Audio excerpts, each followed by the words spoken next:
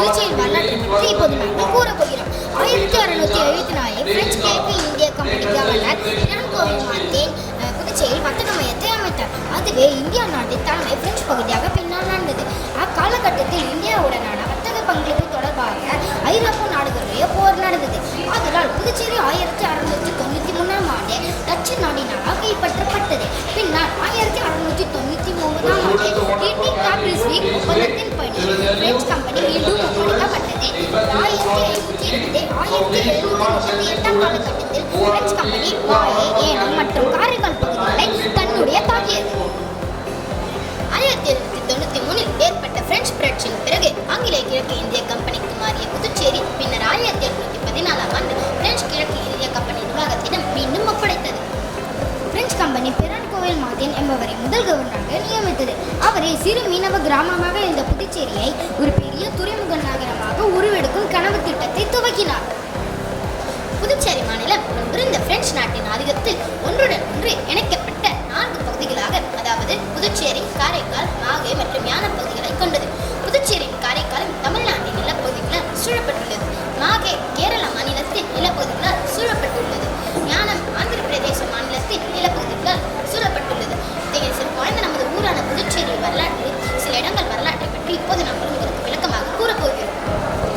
இதுதான் அன்றைய புதுவை துறைமுகம். அன்றைய புதுவை துறைமுகத்தில் பல ஆண்டுகள் கழித்து கூடுதலாக 80 மீட்டர் நீட்டிக்கப்பட்டு மொத்தம் 336 மீட்டர் நீளத்தில் புதுவை கடற்கரை துறைமுகத்தில் கடற்பாரா மிரட்டி கொண்டே இருந்தது.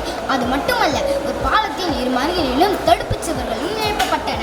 கங்கை கடலில் உலாவிய கப்பல்களையும் புதுவை கடற்கரையும் கை கோத்தி இணைத்து வந்த பிரம்மாண்டமான கடற்பாலத்துக்கு நெடியே இருந்தாலும் ஒருவரும் வந்து சேர்ந்தார். இதுதான் மகாத்மா காந்தி சிலை.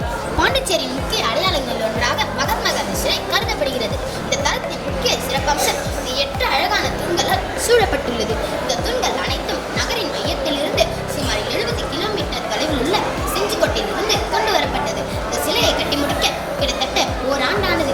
இறுதியாக 26 ஜனவரி மாதம் 1965 இந்த சிலை அதிகாரப்பூர்வமாக திறந்து வைக்கப்பட்டது. இதுதான் ஆயுமண்டபம். புதுச்சேரி கடற்கரையோரத்தில் பாரதி பூங்காவின் நடு நாயகமாக வீற்றிருக்கும் ஆயுமண்டபம் மற்றும் புதுச்சேரி அரசு சின்னம். சிறப்பு வாய்ந்த இந்த ஆயுமண்டபத்திற்கு பல நூற்றாண்டுகளை கடந்த வரலாறு உண்டு. அந்த வரலாற்றை புரட்டி பார்த்தால் ஆச்சரியம், சுவாரஸ்யம், திகைப்பு என நாவல் கூறிய அத்தனை அம்சங்களும் கலந்து இருக்கிறது. இதுதான் அரவிந்தர் ஆசிரமம். 1926 நிறுவப்பட்ட ஸ்ரீ அரவிந்த ஆசிரமம் அன்னையின் வழிகாட்டுதலின் கீழ் 2 டஜன் சீடர்களை கொண்டு ஒரு சிறிய குழுவிலிருந்து கிட்டத்தட்ட 1600 உறுப்பினர்களை கொண்டு ஒரு பெரிய மற்றும் மாறுபட்ட சமூகமாக வளர்ந்துள்ளது. இது ஸ்ரீ அரவிந்த ஆசிரமத்தின் அறக்கட்டளையால் நிர்வகிக்கப்படுகிறது.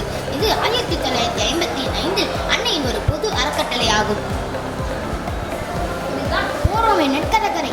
இந்த கடற்கரை புதுவை பிரபலமாக இருந்தது. தற்போது துப்பாமுறை ஈர்ப்பு பாதை அப்போது கடற்கரை காந்தி சிலை வரை நீட்டி கிடந்தது. ரயில் நிலையம், பழைய துறைமுகம் வழியாக வந்த புதுச்சேரி நகரின் பிற நாடுகளுக்கு அறிமுகம் செய்து வைத்த இந்த துறைமுகம் மற்றும் கடல் பாலத்துடன் தன்னையும் இணைத்துக் கொண்டது இந்த சரக ரயில்.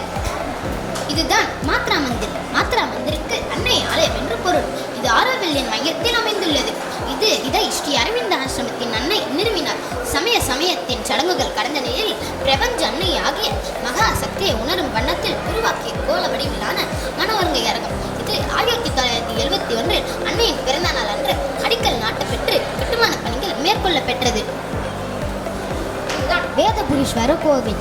பண்டைய காலத்தில் தமிழகத்தின் ஆட்சியையும் அரசியலும் புதுவை மண்டே பிரதிபலித்து வந்துள்ளது. பாரம்பரியமாக தொடரும் அந்த வழக்கத்தின்படி பழங்கால தமிழகத்தின் கலை, கலாச்சாரம் ஆகியவற்றிலே ஆன்மீக மனத்தையும் புதுவையில் பரவச் செய்துள்ளனர் அந்த கால அரசர்கள். தமிழகத்தை ஒட்டி உள்ள பகுதிகள் என்பதால் கலிப்பியர்கள், ராஷ்டிரகூடர்கள், சோழர், பாண்டியர், பல்லவர், நாயகர் என பல்வேறு வம்ச அரசர்கள் புதுவையில் பல்வேறு இடங்களில் ஆட்சி செய்தனர். ஆட்சி பரிபாலத்தின் சுவடுகள், காலப்பிழையின் நினைவுகள் பொதுச்சமாக பதித்து வைக்க அவர் கையாண்டு கோவில் இருக்கிறது. இதுதான் அரிக்கமேடு கோட்டை. அரிக்கமேடு கோட்டை புதுச்சேரியில் அமைந்துள்ள பழங்கால வரலாற்று மிக்க இடமாகும். இது பழங்கால வரலாற்று மற்றும் கலாச்சார இடமாக கருதப்படுகிறது. இது அரிக்கமேடு கோட்டை முதலில் வர்த்தக மையமாக இருந்தது. மேலும் பண்டைய காலத்தில் இந்தியாவின் பிற பகுதிகளுடன் வர்த்தக உறவுடன் கொண்டிருந்தது. இங்கிருந்த தொல்லியல் மற்றும் கலை குணங்கள் அரிக்கமேடு வரலாற்றின் ஒரு பகுதியாகும். இதுதான் டூபான் கஸ்டம்ஸ். இந்தியாவை பிரெஞ்சு காலத்துவ ஆட்சியின் நினைவுகளுக்கு இப்போது தமிழ்நாட்டில் அல்லது புதுச்சேரியில் அடையாளங்களில் ஒன்றாக வழக்கமான பிரெஞ்சு காலனித்துவ கட்டிடக்கலையில் கட்டியுள்ளது. இந்த கட்டிடம் பிரெஞ்சு காலனித்துவ காலத்தின் நினைவுகள் மற்றும் இப்போது பாண்டிச்சேரிக்கு ஒரு பெயர் ஈர்ப்பு. மற்ற முந்தைய பிரெஞ்சு காலனிகளைப் போலவே பிரான்சின் இந்த காலனியிலும்